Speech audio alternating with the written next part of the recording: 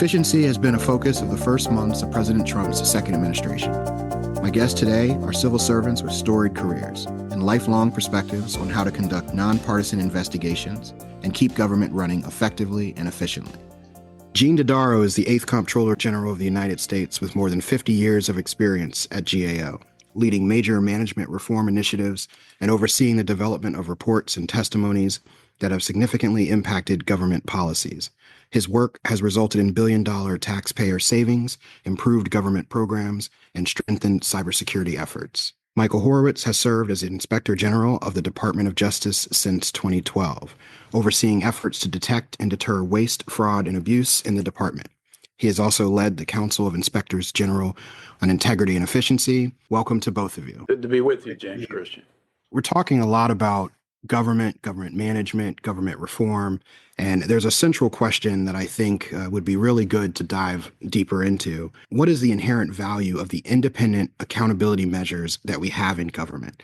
And why is it so important that these mechanisms remain nonpartisan? So if I could maybe start with you, Mr. Dodaro, just giving a sense of, with the ongoing conversation about government, why are these things important? Well, first, I want to emphasize that management has responsibilities to be accountable for their activities first and foremost. But it's very important to have an outside independent check to make sure our systems of checks and balances that are inherent in our democracy and our Constitution work effectively. Also, institutions that become insular and only look among themselves are missing a lot of opportunities and have a tendency to not prepare properly for the future, to make sure that there's a good look across silos within the organization and there's fresh thinking brought into the process. So having an independent check on any management organization is very central to having them grow and develop and to benefit from outside experience that can look across their enterprise, which they don't often do. This is also very important, James Christian, because of the turnover that occurs and is inherent in our governmental system, where every administration brings new people into the organization at the political leadership level. We have over 3,000 political appointees, and having independent checks and balances are very important. And the last thing I would say here is that, this independent check is not unique to government. All publicly traded organizations have outside auditors. State and local governments have outside auditors. The bond rating agencies require independent checks and balances. So this is not unique to government. It's a fundamental management principle and a good management practice. Now, in the government arena, being nonpartisan is central. This is particularly true so in our current environment, where things have become more and more partisan and polarized. And it's important that the independent accountability organizations be trusted parties by both of the political spectrum in our country, so that they can also be a catalyst for bringing together bipartisan efforts to improve the government. And if I could just jump in and amplify the point Gene made there about the comparability on the private sector and accountability for publicly traded corporations, for example, which is designed, the internal functions there, to give reassurance to the investors that the company is well run, to employees, to others. I'd add here, one of the important benefits of the accountability is for the public to know that there are watchdogs who are ensuring that money that's going to the government, taxes that are being paid, isn't wasted by the government. Fraud is being addressed. There's accountability if that occurs, and to ensure the programs are well run and well managed, to give the public confidence that their government is operating effectively and efficiently. And that's, I think, an important part that we bring to the table. Mr. Horowitz mentioned how these accountability organizations can make sure that the public knows about different things going on and can also give more confidence in government management.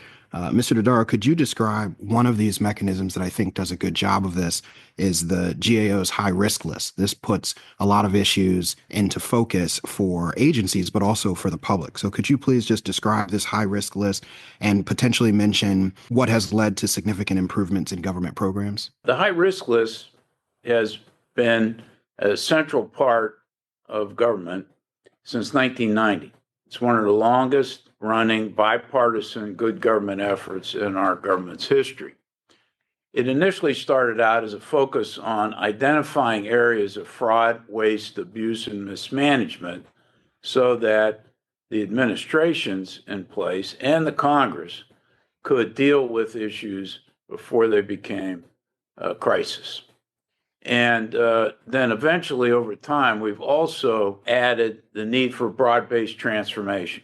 Since a lot of government institutions have not adapted to changes in their external environment. For example, food safety, but also medical products, development of pharmaceuticals, medical devices, have become more globalized.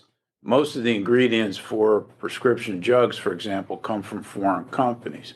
So we've had to have our inspection programs that were set up largely for domestic production move toward inspecting foreign manufacturers as well. Same things happen on food, and particularly seafood, fruits and vegetables as well. We have 38 areas on the high risk list. We just added, with our most recent update here in February, improving the delivery of disaster assistance to individuals. Now here, this is an area for broad-based transformation. It's also potential for fraud because you're delivering a lot of money quickly, but FEMA is stretched way too thin. There are over 30 different agencies involved. FEMA is managing 600 disasters in the recovery part back some 20 years.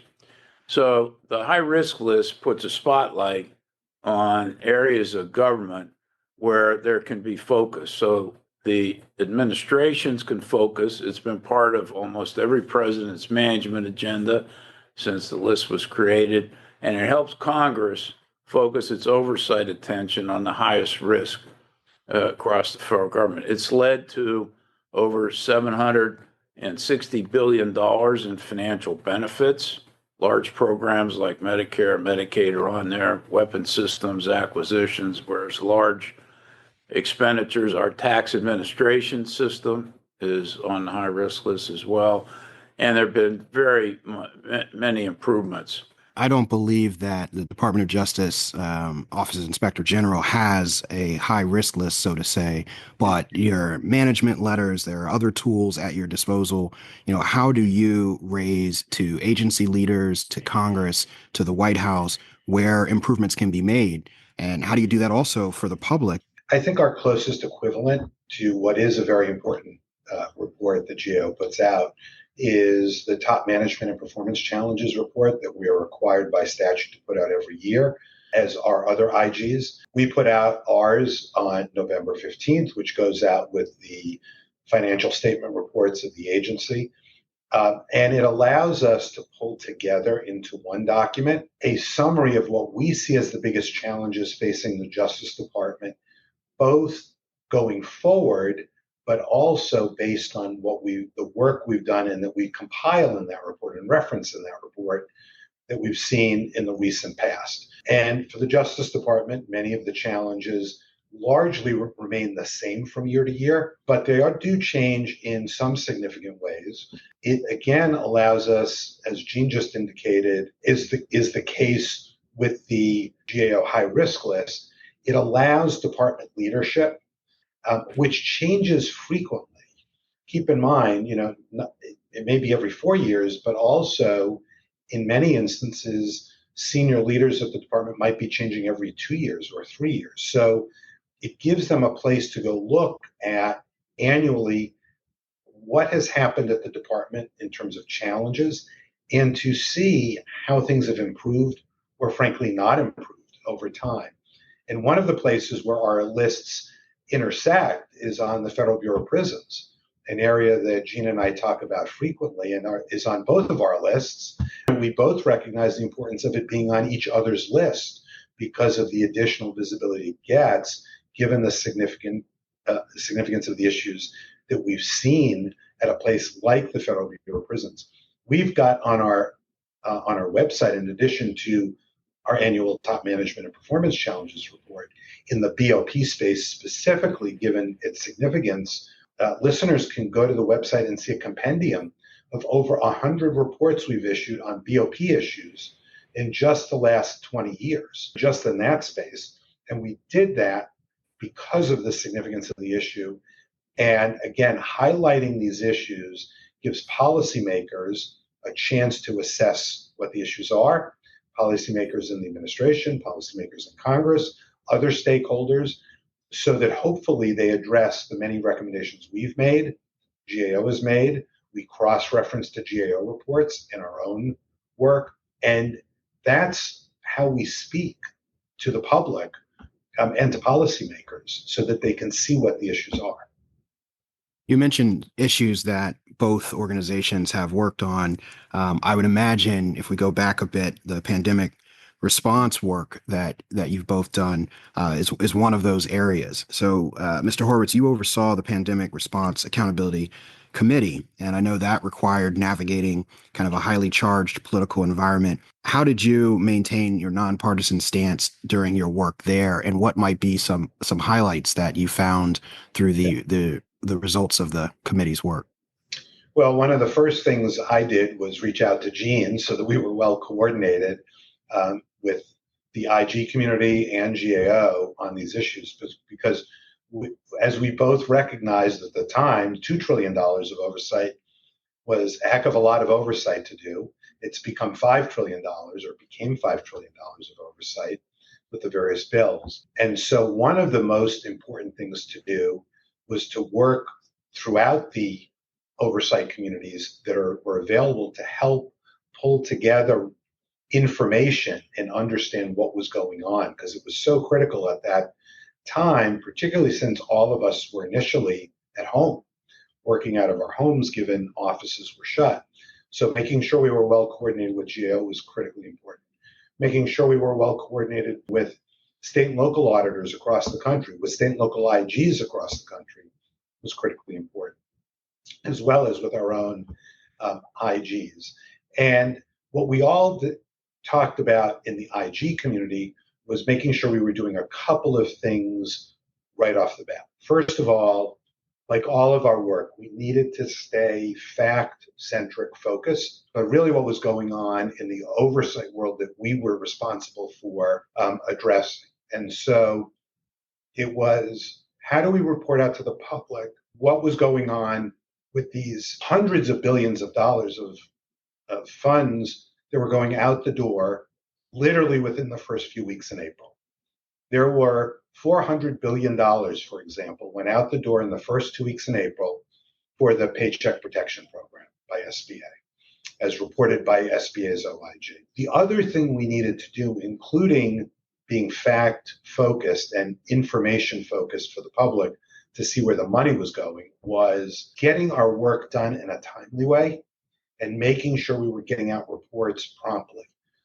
As we heard right away from policymakers in the administration, on the Hill, we don't need to know in 2022 how we did in 2020.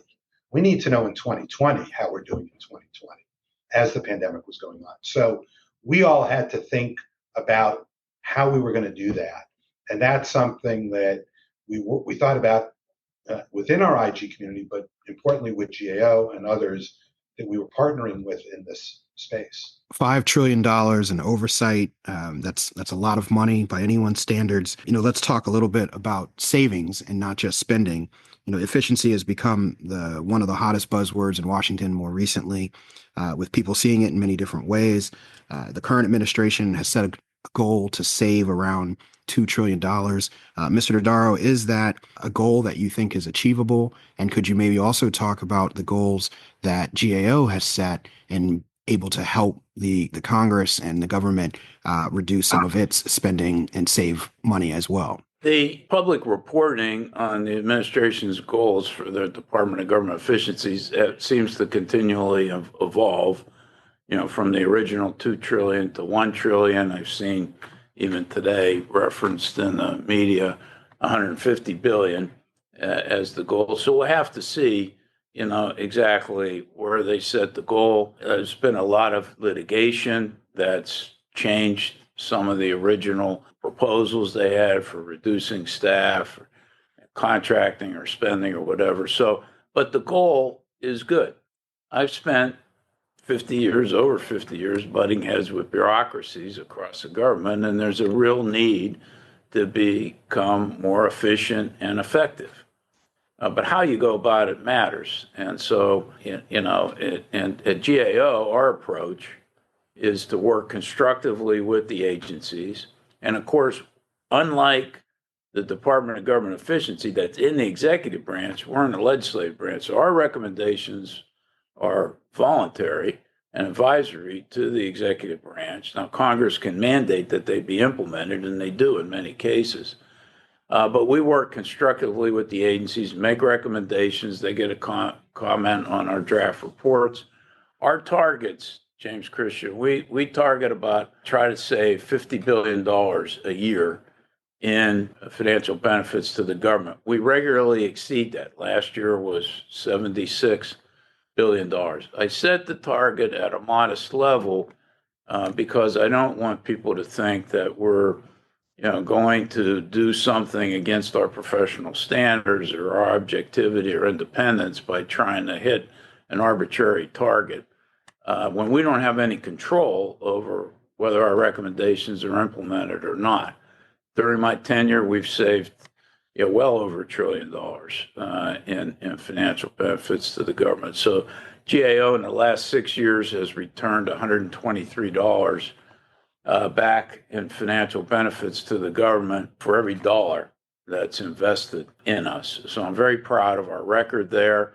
And our goal is to help reduce the costs of federal government operations without having unintended or deleterious effects on people who receive government services, and to make sure that, in essence, the service to the public is at a high level, but as efficient and effective as possible.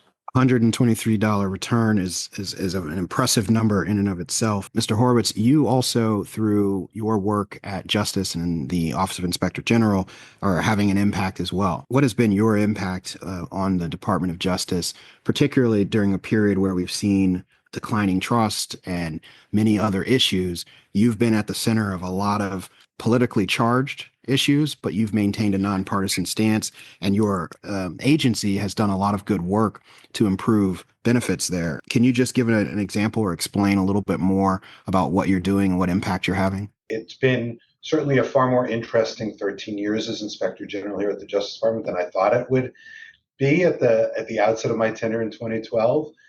And one of the interesting parts of the job here at the Justice Department as the IG is we're often not necessarily like many other IGs about how the department spends the money it gets, because so much of the focus of the Justice Department is on how they're exercising the legal authorities they've been given. So many of the reports you referenced, James Christian, have been not so much about did the department waste money, but did they abuse their legal authorities? Did they misuse them as prosecutors, misuse them as investigators, in some other way run over the laws that they're given the authority to enforce? And so, for example, when I walked in the door as IG in 2012, the Bureau of Alcohol, Tobacco, Firearms, and Explosives operation called Fast and Furious was under the microscope. And we had to do a review to understand why the ATF, as its acronym is, had allowed firearms that had been illegally purchased in Arizona, and that ATF knew had been illegally purchased, had been allowed to leave the country and go to Mexico without being stopped, to be used there by drug gangs. A very high charged issue, and one we issued a report on that identified serious flaws in how ATF was running its operations that resulted in significant changes to its law enforcement operations in a very important positive way. Similarly, fast forward to 2019, we issued a report about how the FBI had used its foreign intelligence surveillance authorities, in particular in connection with certain FISA is the acronym, warrants it got in connection with the 2016 election. There we also found a number of 17, in that case, serious failures in the representations made to the court in connection with the applications to get surveillance authority. And we identified serious flaws in how the FBI handled its operations. We did a follow-on audit about that processes that found similar problems in other spaces that the FBI was doing. So again, making those recommendations, which the department implemented, ended up with important changes to a program that the FBI had been operating for years, but that had not been following its very own processes in doing that, and the processes it had represented to the court that it was following. So those are just two examples in the non-monetary space where we've had an impact. We also, by the way, do dozens of audits of grants issued by the department in the financial space. And so we do have those kind of bread and butter audits as well. Mr. Dodaro mentioned that GAO offers recommendations to Congress when it has findings or believes there can be improvements or efficiencies. One more question for you, Mr. Horowitz. What tools do you have at your disposal to incentivize, or perhaps what authority do you have to ensure that the Department of Justice follows up on any recommendations or findings that you have? Yeah, so what we do also is issue recommendations when we issue our reports. We have hundreds of open recommendations. The department has been working with us to address those and bring down the number of open recommendations and to address them in a more timely way. That's been a positive development over the last few years, including currently. And we do it by making our recommendations public so that policymakers, not only in the Justice Department, but in Congress, can see them. Public stakeholders in the public can see what we've recommended. We also publish a monthly aging report of open recommendations on our website so that policymakers can see and the public can see whether the department is taking steps to address them. We don't have enforcement mechanisms for that. We rely on the department to take those steps. And what I've often said in hearings and otherwise is true, what Justice Brandeis famously stated about sunlight being the best of disinfectants. So much comes because of the transparency of our work, the transparency of IGs generally. That's how we see change happen. When accountability happens through transparency. Mr. Dodaro, I've been able to see you and hear you testify on the Hill. You obviously talked about the issuance of the high risk list. I'm also aware that you send letters to heads of the different cabinet agencies at the start of an administration. And you identify a lot of challenges that our government has, yet some issues still persist. What more can GAO do to help mitigate and move solutions forward for some of our country's greatest issues, such as cybersecurity or improving federal disaster assistance or other areas? Yes. Well, one of the first things you need to do is you need to be persistent about continuing to advocate for needed changes. You can't be deterred by immediate or short-term inaction in some of these areas. And you need to continue to look for targets of opportunities. Like right now, the Department of Government Efficiency has gone after, a number of efforts. That's created a lot more interest. And indeed, in many of these areas, there are open recommendations that GAO has that the department is looking at to help guide some of their efforts going forward. It's the budget resolution that the Congress has agreed to now has set some aggressive targets for reducing government spending. That presents another set of opportunities that we're working with the committees to give them open recommendations. We've estimated that over the open recommendations, if GAO were implemented, you could save up to, and this is a conservative estimate, over $200 billion. So we're looking for targets of opportunity at all times. I'm also sending letters, as you mentioned, James Christian, to the head of each of the cabinet officials. I have follow-up meetings with them as they come into their responsibilities after confirmation. We discuss opportunities for savings, opportunities for efficiency and effectiveness.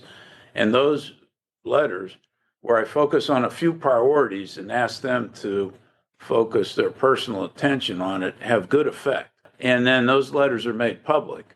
You know, a good example of how you need to be persistent, I'll give this in closing on this section, is in 2015, following the Ebola infectious outbreak, we recommended the Department of Transportation create a communicable disease program for airline safety travel during those periods, because airlines are the vessel in which these diseases get spread around the world very quickly. And Transportation Department said, well, that's not our job. That's HHS's job. They're responsible for infectious diseases. HHS said, no, that's not our job. We're talking about air travel. That's your job, transportation. Or maybe it should be Homeland Security's job. And as a result, nothing's done. Okay, fast forward 5 years later, here comes the pandemic. Do we have a communicable disease program for airline safety travel? No. So the first opportunity I get to testify before the Congress in June 2020 on our pandemic work that we were doing, I raised this issue and I asked Congress to require the Transportation Department to produce this safety program to deal with communicable diseases. And eventually they did. They passed legislation to require the Department of Transportation to do it.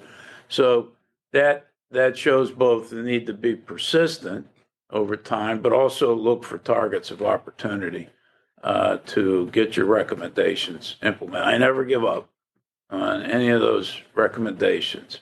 And it's very important for auditors to remain vigilant in order to make sure whatever they think needs to be addressed eventually gets addressed. Being persistent and never giving up, a key quality to being a Comptroller General of the United States. We'll leave it there. Thank you so much.